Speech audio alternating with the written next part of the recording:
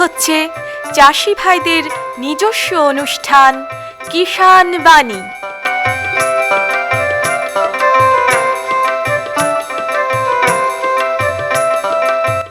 কৃষি, মাছ চাষ, প্রাণী সম্পদ উন্নয়ন, সমবায়, ফল চাষ, কৃষি প্রযুক্তি, পশুপালন, গ্রামোন্নয়ন এ সব কিছু জানতে শুনুন কিষাণ বাণী।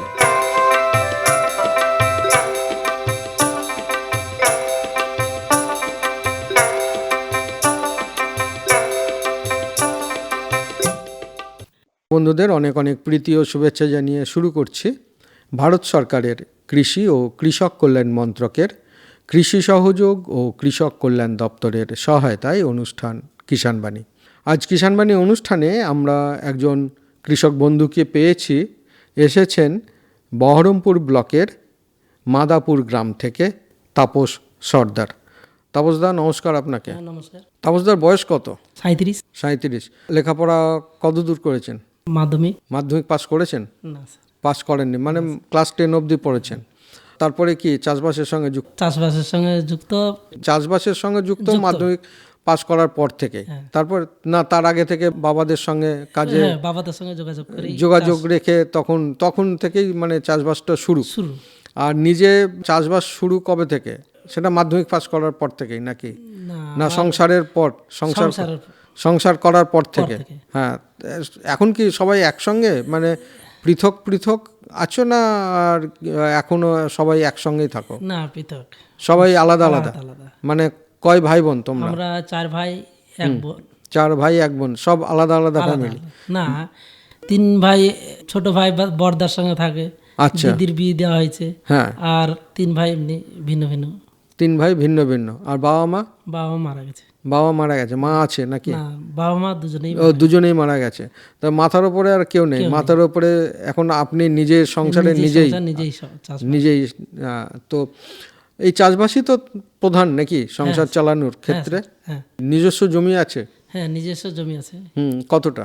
মোটামুটি বিঘা 2 বিঘা মতন। নিজের, একদম নিজের? না, উনি ভাগ করে এখন। হ্যাঁ, আর ভাগের কিছু জমি নেওয়া আছে?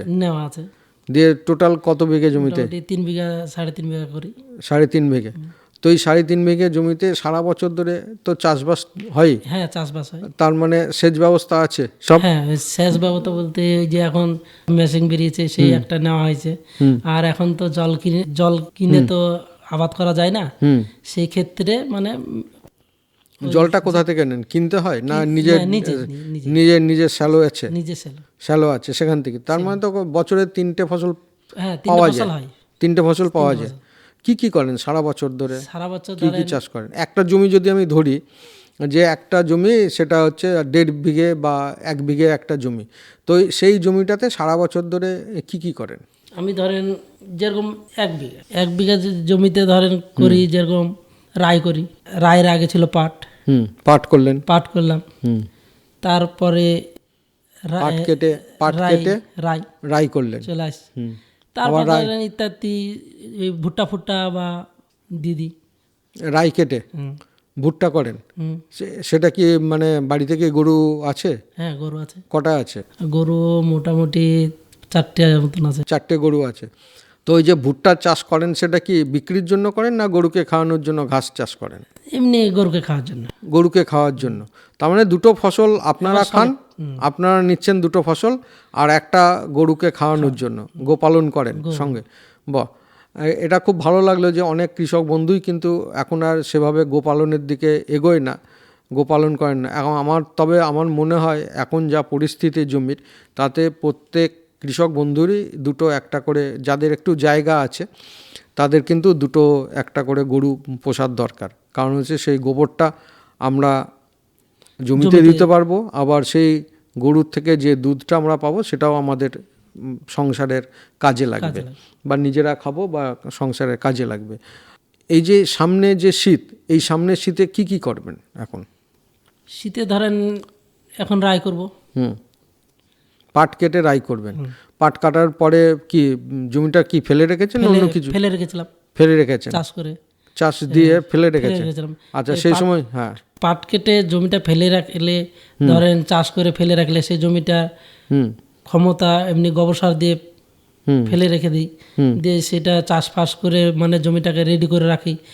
এবার সামনে আগামীতে যেই রাইটা রাখবেন, সেই ক্ষেত্রে ঘাসটা কম হবে, প্লাস রায়ের ক্ষমতা রাইটা অনেক ভালো হবে, চাষটা অনেকটাই ভালো হবে। আর তাতে যদি আপনি গোবর সার বা জৈব সার ব্যবহার করেন, তাতে আপনার রাসায়নিক সারটাও অনেকটাই কম লাগে।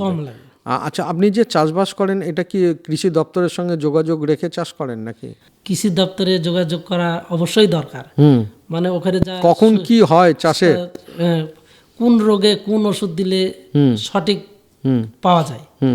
আমরা চাষিরা কি করি, 10 জনের কথা শুনে মানে আমরা বীজ ব্যবহার করি। সেখানে কি হয়, কারো কোনোটা ভালো হলো, সেখানে দেখা যাচ্ছে ভালো গাছকেও খারাপ করে দিচ্ছি। আমি বীজটা তো সঠিক দিচ্ছি না, আমি তো অন্য জায়গায় যাচ্ছি।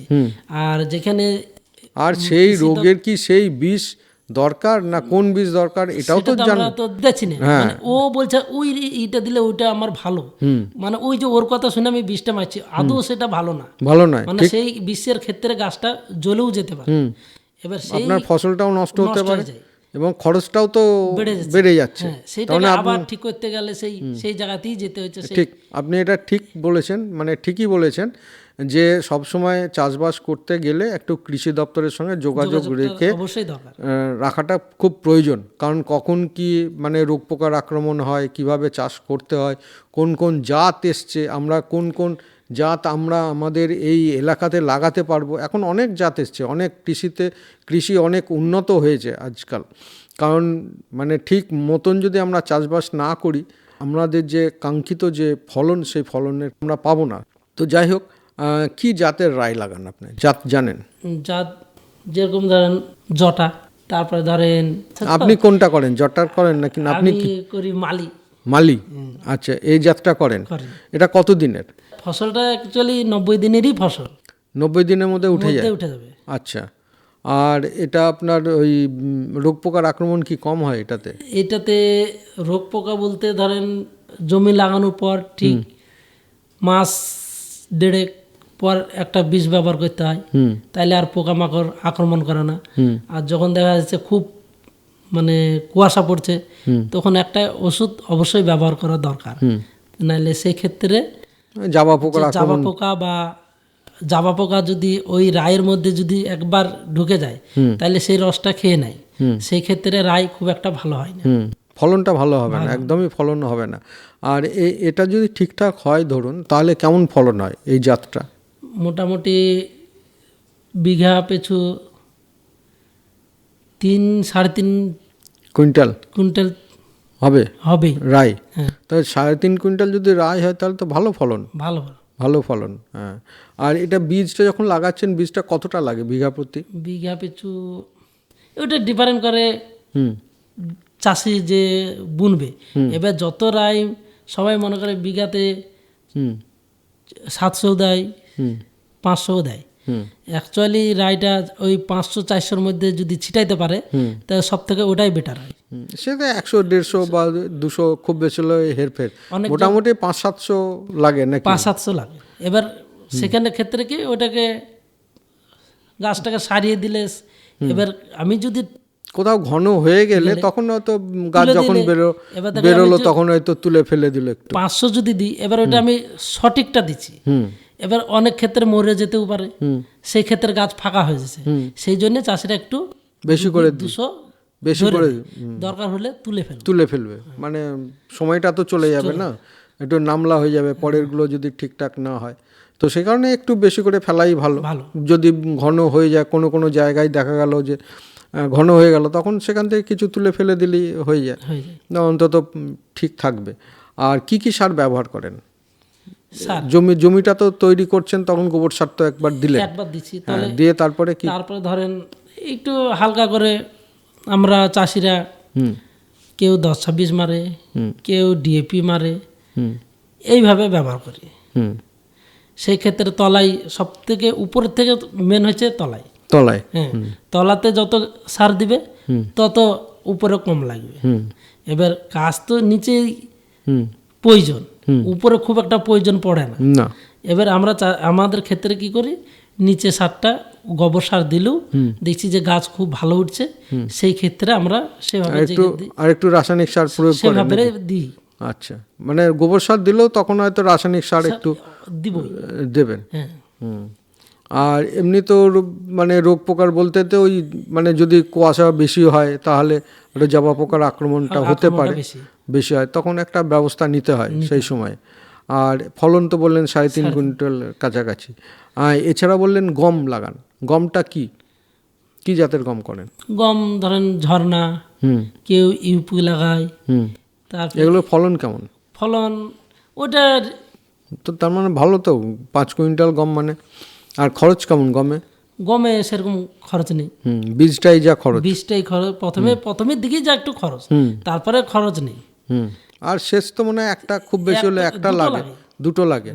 আর যখন কাস্থর আসে তখন নাকি তো তার আগে দিতে হয়, তার আগে একটা দিতে হয়, ব্যাস ওটাতেই শেষ। দুটো লাগবে। দুটো প্রথম, আর কি আর একটা লাগানোর বোনার কতদিন পর দিচ্ছে? জো করে একটা বোনার পর ঠিক মাস দেড়েক তখন একটা ছেচ দিতে হয়। ঠিক থোড় চলে আসছে সেই টাইমটাই আর একটা দিতে হয়। আর গমও তো হ্যাঁ, ওই থোড় যখন চলে আসে তখন দিলে কি হয়, গাছটা পড়ে যায়, সেই ক্ষেত্রে গমটা কম হয় বা দানাটাও ভালো হয় না, একটু হয়ে যায়, জিরা দানা। আর এমনি তো বললেন ফলন তো ভালোই হয়, আর তো রোগ পোকা তো সেরকম কিছু গমে সেরকম কিছু হয় না। তার মানে গমে আর বিক্রি করলে মোটামুটি কেমন দর কেমন পাওয়া যায়? গম যে টাইমে গম ওঠে সেই টাইমে দাম 24, 25, 22 গমের দানা দেখে 2200 টাকা কুইন্টাল নাকি, বা 2000 টাকা কুইন্টাল থাকে এরকম, 2000-2200 কুইন্টাল। তাহলে যদি 5 কুইন্টাল হয় প্রায় 10,000 টাকা। আর খরচ তো 1-2 হাজার টাকা, খুব বেশি হলে 90 দিনেরই একদম। তার মানে গম মোটামুটি গম চাষে 7 থেকে 8 হাজার টাকা বলা যায় যে লাভ বিঘা প্রতি। এতে কি হয়, রায়ের ক্ষেত্রে আর গমের ক্ষেত্রে লেবার পিছু কম লাগে, আর এতে লাভ সংখ্যাটা একটু বেশি। হ্যাঁ, মানে খরচটা কম, লেবার খরচটা কম, ওই বীজ আর সারে যা, আর একবার দুবার সেচ, এছাড়া আর কিছু লাগে না। আর ডাল শস্যের মধ্যে কিছু করেন? ডাল শস্য বলতে কলাইটাই করি। কলাই, কি কলাই করেন? এমনি কালো কলাই না মুগ কলাই? না, কালো কলাই। চাষিরা মুগ কলাই খুবই কম লাগায়, কম করে। কালো কলাইটা কি ফলন ভালো? তো ভালো, এটাও তো কোনো খরচ নেই না, ও খুব লাগানো থেকে 500 টাকা থেকে 600 টাকা খরচ, আর একটা চাষ। এবার লাগিয়েছিলেন? হ্যাঁ, এবার লাগিয়েছিলাম। উঠে গেছে নাকি কলাই? উঠেনি, এখনো আছে। কবে উঠবে? বেশিরভাগ মাঝে মাঝে বৃষ্টিতে একটু নষ্ট হয়ে গেছে, পোকা মাঝে একটু বৃষ্টিটা হওয়াতে। সামনেবার যেরকম 1 বিঘা লাগিয়েছিলাম, বৃষ্টি হয়েছিল, অবশ্য বৃষ্টি কারণে এমনি ডুবেছিল, তা মোটামুটি ভালো হয়েছিল, 2 কুইন্টাল হয়েছিল। 2 কুইন্টাল, তার মানে ভালোই হয়েছিল। আপনি পাটে কি লাভ করলেন? পাট কেমন হয়েছিল? পাটের ক্ষেত্রে একটু অসুবিধে, লস। দাম বিক্রি হয়ে গেছে? হ্যাঁ, বিক্রি করে ফেলেছি। কত করে বিক্রি করলেন? আমি বেচেছিলাম তখন এই 50, মানে 5,000 টাকা, 5,000 টাকা। 5,000ও হয়নি, মোটামুটি 4-42 এরকম। আচ্ছা, মানে প্রথম দিকে বিক্রি করছেন? প্রথম দিকে। ফলন কি ভালো হয়েছিল এবার? পাট এমনি ফলন ভালো, কারণ লেবারের ধাতে যারা মানে খরচটা বেশি হয়ে গেছে। 1 বোঝা পাট ছাড়াতে মোটামুটি 150 টাকা করে নিয়ে নিচ্ছে, আবার বিঘা পিছু 6টা-7টা নেবার নিয়ে দিচ্ছে, এবার 400 টাকা করে লেবার হচ্ছে, সেখানে খরচটা বেড়ে যাচ্ছে। সেই ক্ষেত্রে পাটের খরচটা বেশি, ওই লেবারের খরচটা বেশি, মানে পাট বোনা থেকে একবার শেষ পর্যন্ত শুধু খরচটা মানে পাটের খরচটা, কিন্তু তারপর আবার দামটা ভালো পাওয়া যায় না। আবার পাটের কালার যদি ভালো না হয়, পাটের দামটা তো অনেকটা কালারের উপর নির্ভর করে। কালারটা কোথা থেকে আসবে? জলের ব্যবস্থা নেই আপনার। ডুবা বর্ষে সেই টাইমে আপনি যদি স্ট্যাক জলে, মানে যেখানে দাঁড়িয়ে আছে সেই জলে যদি পাট পচান তাহলে কালার ভালো হবে না, আর সবাই তো মেশিনে জল ভরে পচায়, পচায়, সেখানে তো কালার তো ডিসকালার হবে, ডিসকালার হবে, কালারটা ভালো আসবে ভালো না, আসবে না। আসবে না। এই কারণে পাটের মানে মানের ওপরে পাটের দামটা অনেকটাই নির্ভর করে। সেটা পাটটা করার কারণ হচ্ছে ফেলে রাখলেই সেই জায়গাটা ঘাস হয়ে যাবে, জংলা হয়ে যাবে। জমিটা যদি পাট করি জমিটা পরিষ্কার থাকে, সেই কারণেই পাটটা করে, তাতে যা যেটুকু যেটুকুই আসে। আসে। তো সে মানে তার বাইরে গিয়ে যদি পাটের বিকল্প যদি কিছু চাষ করা যায়, সেরকম কিছু করা যায় না? পাটের বদলে যদি অন্য কিছু চাষ করা যায় সেই সময়? সেই তিলটা করা যায়। তিলটা তো অনেক পরে, আগে আগে হ্যাঁ, সেই ক্ষেত্রে ওই তাহলে জমি ফেলে রাখতে হবে। আর একটা চাষ হয় সেটা হচ্ছে পাটের ওই টাইমটাই ভুট্টা চাষ হয়। মানুষ ভয় করে যদি অতিরিক্ত বৃষ্টি হয়ে গেলে নষ্ট হয়ে যায়, ফল দানা ভালো হয় না, ভুট্টার দানা ভালো হয় না, সেক্ষেত্রে পোকাটাও বেশি। আবার যদি বৃষ্টি না হয় তাতেও পাটের ক্ষতি, মানে চারিদিক থেকে জ্বালা, চারিদিকেই আপনাদের একটা সমস্যা, চাষবাসের ক্ষেত্রে সমস্যা রয়েছে। না এখন বিগত কয়েক বছর ধরে তো আমাদের বৃষ্টিটা সেভাবে হচ্ছে না। আমরা যে সময় বৃষ্টিটা প্রয়োজন আমাদের সেই সময় বৃষ্টিটা হচ্ছে না, যার জন্য পাটের ক্ষতি হচ্ছে, পাটের ফলন ভালো হচ্ছে না, বা পাট যখন জাগ দেওয়ার সময় আসছে তখন কিন্তু বৃষ্টি নেই, যার জন্য জলও আমরা ঠিক মতন পাই না, যার জন্য বিভিন্ন কারণে পাটের একটু চাষটা একটু খরচ ব্যয়বহুল হয়ে গেছে। সেইভাবে যদি দামটাও পাওয়া যায় তাহলে চলে। ওই টাইমে যে টাইমটা পাটের খরচ সেই অনুযায়ী যদি পাটের দামটা মোটামুটি ধরেন 7-8 হাজার টাকা যদি কুইন্টাল হয়, তাহলে সেক্ষেত্রে চাষিদের লাভটা উঠে আসবে। তাছাড়া এমনি পাটের হ্যাঁ। আর এছাড়া আর এমনি সবজি চাষ কিছু করেন? সবজি বলতে ধরেন ওই লাল শাক, মানে শাক মানে ঘরে খাওয়ার জন্য না নাকি বিক্রি করার জন্য? এটা কতটা জমিতে করেন? এটা ধরেন 10 কাঠাও করি, 1 বিঘাও করি। ওইটা পাট উঠে গেল সেইটা ওইটা গ্যাপ পেলাম, সেই টাইমটা আবার একটু বুনে দিলাম, ওটা তো বেশি দিনের ফসল না, 15-20 দিনের মধ্যে 20 দিনের ফসল, 25 দিনের। আর এমনি আর কিছু এমনি করেন সবজি চাষ? আর সেরকম কিছু করেন না, একা মানুষ উঠতে পারা যায় না। শুষা করতে গেলে জানেন প্রচন্ড ওকে সময় দিতে হবে, এবার সেই ক্ষেত্রে লোকের প্রয়োজন আছে, সেই রাত 3-2 সময় গিয়ে তোলা ব্যাপার, করলাও সেই একই ক্ষেত্রে, সেই জন্য এইসব মানে একার পক্ষে সম্ভব হয় না।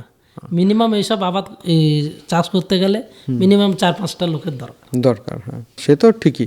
মাটি পরীক্ষা করান জমির? মাটি এগ্রিকালচার দপ্তরের সঙ্গে কিছু হলে স্যারদেরকে অবশ্যই বলি, যে ওখানে চাষিদেরকে বলি যদি মাটি দেখা যাচ্ছে নোনা টাইপের ফসল ভালো না হলে সামনে আমাদের কৃষি দপ্তরে আছে, সেই জায়গায় মাটি পরীক্ষা। এর আগে করিয়েছেন? মাটি পরীক্ষা করিয়েছেন? মাটি আমাদের ওখানে করিয়েছিলাম। আর এমনি কিষাণ ক্রেডিট কার্ড আছে? না স্যার, কিষাণ ক্রেডিট কার্ড নেই। পিএম কিষাণের টাকা পান? না। মানে নিজের নামে আছে কি, রেকর্ড আছে? হ্যাঁ স্যার। তাহলে তো অ্যাপ্লাই করেননি কেন? তখন তো ধরেন এই কিছু আমাদের বেশি দিন তো এইসব ভিন্ন হয়নি। আচ্ছা, এই কিছুদিন হলো।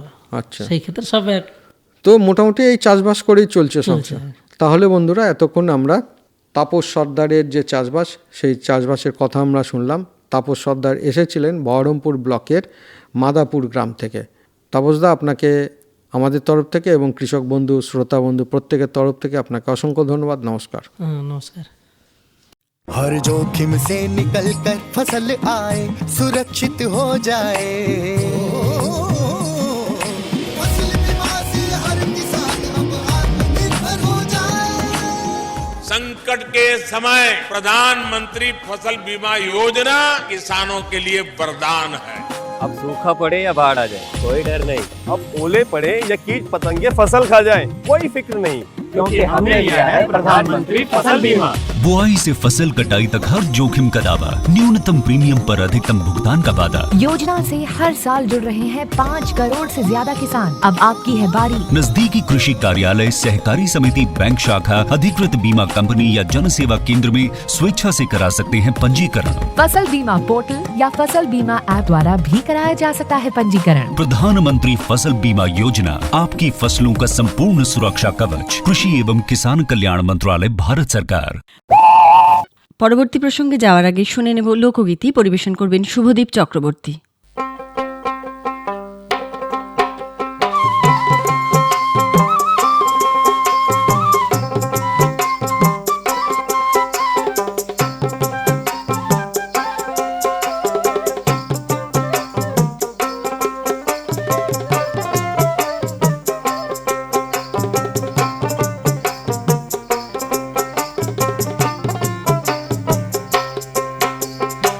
আবাদ বাড়াও, ফসল ফলাও, বাজার আশাতে। আবাদ বাড়াও, ফসল ফলাও, বাজার আশাতে।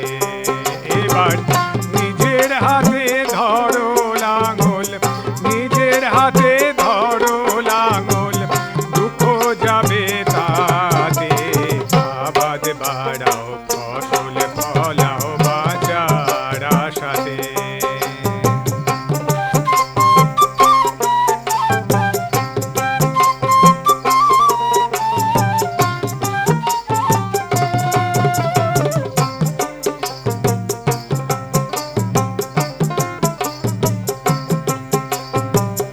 বাড়ির পাশে পতিত জমি আবাদ করো ভাই, ধান কাটিয়া মুগ সরিষা লাগাও মাসকলাই, ভাই রে লাগাও মাসকলাই। বাড়ির পাশে পতিত জমি আবাদ করো ভাই, ধান কাটিয়া মুগ সরিষা লাগাও মাসকলাই, ভাই রে লাগাও মাসকলাই। গরিব চাষির দুঃখ যাবে, থাকবে তারা সুখে। সোনার দেশের সোনার মানুষ, সোনার দেশের সোনার মানুষ, সোনা ফলাও মাঠেতে। আবাদ বাড়াও, ফসল ফলাও, বাজার আশাতে। আবাদ বাড়াও, ফসল ফলাও, বাজার আশাতে। এতক্ষণ শুনলেন লোকগীতি, পরিবেশন করলেন শুভদীপ চক্রবর্তী। प्रधानमंत्री किसान मान धन योजना, मिलेगा पेंशन का सहारा, कृषक ना होगा बेसहारा। जुड़ेगा खुशियों से नाता, कटेगा सुख से बुढ़ापा। सुरक्षित होगा अन्नदाता, सुरक्षित होगा अन्नदाता। प्रधानमंत्री किसान मान धन योजना से लघु सीमांत किसानों का भविष्य होगा सुरक्षित और 60 वर्ष की आयु से 3,000 रूपए मासिक पेंशन होगी सुनिश्चित। 55 रूपए से 200 रूपए की मासिक किश्त देकर प्रवेश कर सकते हैं 18 से 40 वर्ष तक के किसान। इस अंशदायक योजना में सरकार देगी बराबर का योगदान। सभी किसान भाई बहन इस योजना के लाभ के लिए जन सेवा केंद्र में जाएं और अपना निःशुल्क नामांकन कराएं। प्रधानमंत्री किसान मान धन योजना, अन्नदाता के परिश्रम को संबल, पेंशन से सुरक्षित उनका कर। कृषि एवं किसान कल्याण मंत्रालय, भारत सरकार द्वारा जनहित में जारी। এখন শুনবেন স্টুডিওর বাইরে থেকে রেকর্ড করে আনা অনুষ্ঠান। আজ আমরা এসে উপস্থিত হয়েছে বহরমপুর ব্লকের কয়াগ্রামে। আর কয়াগ্রামের ভেতরেই আমরা এখন দাঁড়িয়ে আছি একটা পুকুর পাড়ে, বেশ বড় ধরনের পুকুর, এখানে মাছ চাষ করা হয়। তো এই পুকুর পাড়ে পেয়েছি এই পুকুরে যে মাছ চাষ করেন, পরিচয় করে নিই। আপনার নাম? আমার নাম কানাই হালদার। কানাই হালদার। এই যে পুকুর দেখছি, মোটামুটি এখানে কতটা জলা আছে তোমার? এখানটায় দুটো মিলে 14 বিঘা আছে। দুটো মিলে 14 বিঘা? হ্যাঁ। আর কি আছে এখানে? আর কন্ট্রাক্ট আছে 3খানা। 3খানা কন্ট্রাক্ট নিয়ে লিজ? না না, ওটা পুরো কন্ট্রাক্ট না। ও পুরো, ওটা কি বছর কন্ট্রাক্ট? বছর কন্ট্রাক্ট? হ্যাঁ, বছর কন্ট্রাক্ট। কত করে দিতে হয়? বছরে একটা লাগে 65,000, একটা লাগে 30,000, একটা লাগে 40,000। তো তাহলে কন্ট্রাক্ট নেওয়া কতটা জমি জলা? ওই 3টে মিলে নাই না কোথাও 15 বিঘা মতন হবে। 15 বিঘে? তাহলে 15 বিঘে আর এখানে 14 বিঘে, প্রায় 30 বিঘের কাছাকাছি 30 বিঘা। আর ওই জলাতে মাছ চাষ হচ্ছে না? হ্যাঁ। আর এইটা 1 বিঘা। আর এটা 1 বিঘে, প্রায় 30 বিঘের মতো নিয়ে হলো প্রায়। তো এই যে এতগুলো জলা দেখছি, এই জলাতে কি ধরনের মাছ চাষ করা হয়? বাটা, পুনা, সিলভার, কাতলা। সে তো হয় বিভিন্ন ধরনের। এখানে তোমরা কি ডিম পোনা ছাড়ো না মানে ফিঙ্গারলিং চারাপোনা করে ছাড়ো? না, ডিম পোনা ছাড়ি। ডিম পোনা ছাড়ো? ডিম পোনা থেকেই মাছ বড় করো নাকি? কত বড় করো মাছগুলোকে? মাছগুলো ওই 1 মাসের যেখানটায় ডিমটা ছাড়ি ওখানটায় 10 দিনের মাথায় ওই মাছটাকে তুলে নিয়ে এসে সব পুকুরে ছাড়াই আস্তে আস্তে। আচ্ছা, তারপর হচ্ছে পালন পুকুরে ছাড়ো নাকি? হ্যাঁ, পালন পুকুরে ছাড়ি। আচ্ছা, ওই ডিম পোনাগুলোকে একটা পুকুরে বড় করে আলাদা জায়গায়, আলাদা পুকুরে বড় করে শোধন, জল শোধন করে নিয়ে ওটা আলাদা জায়গায় ভালো করে চারাটা তৈরি করে সেখানে সব পুকুরে আস্তে আস্তে অল্প অল্প করে দিই। অল্প অল্প করে। কি কি জাতের মাছ চাষ করো? ওখানটায় ডিম ফেলার সময় সব রকমই পাওয়া যায়, যার যেটা ইচ্ছে নিয়ে আসি। আমরা নিয়ে আসলে পরে রুই, মিরকে, কাতলাটা একবারে নিয়ে আসি, বাউসটা নিয়ে আসি। ওইটা যখন কালবাউস, এটা এই ডিম কি হ্যাচারি থেকে নিয়ে? হ্যাচারি থেকে নিয়ে আসি। আচ্ছা, তো ওখানটায় যখন মাছটা যখন 10 দিনের মাথায় যখন ওই ধানের সমান হয় তখন ওইখান থেকে মাছটা সব জায়গায় ধানি পোনা এরকম হয়ে যাবে, এক গিট। হ্যাঁ, তখন ওই মাছটা সব জায়গায় ছিটাই। ছিটানোর পর ওই পুকুরটাকে আবার ভালো করে টেনে পরিষ্কার করে নিয়ে আবার শোধন করে আবার ডিম ফেলি। এখন বাটা ফেলবো, সিলভার ফেলবো। এটা কি একবারে এক একবার এক এক পুকুরে ফেলি? না, ধরো যখন বাটা ফেলছো তখন কি শুধু বাটাই ফেলছো না বাটার সঙ্গে সিলভার দেওয়া যাবে? সিলভারও থাকে, সিলভার দেওয়া যাবে। তারপর আর এখন ওই খাবার টাবার দিতে হয় টাইম টাইম। তারপর পালন পুকুরে, বড় পুকুরে, তখন বড় পুকুরে দিই। এই যে মাছ চাষ করছো, এটা কি মানে পুকুরগুলো কি সংস্কার করে করছো? হ্যাঁ, সংস্কার করতে হয়।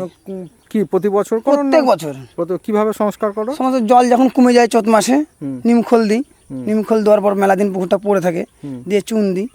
চুন দেওয়ার পর জলটা একবার ডাক্তারখানায় নিয়ে যাই, চেক করার পর সেখন আমরা যখন ডাক্তার বলে জল ভালো হয়ে গেছে সেখন আমরা মাছ ছাড়ি। এটা কি প্রতি বছর করো? প্রত্যেক বছর। তার মানে কি তুমি 1 বছর ধরে মাছ চাষটা করো নাকি? হ্যাঁ, 1 বছর। 1 বছর মাছ। যেগুলো ছোট থাকে সেগুলোকে আবার অন্য পুকুরে রেখে দিই। তারপর ওই শোধন করার পর সেখানে আবার ওইগুলো নিয়ে ছাড়ি, তাড়াতাড়ি বড় হয়ে যায়। তো মোটামুটি খাবার দাবারটা কি দাও? খাওয়ার দাওয়ার শস্যের খোল স্যার দিলে ভালো হয়।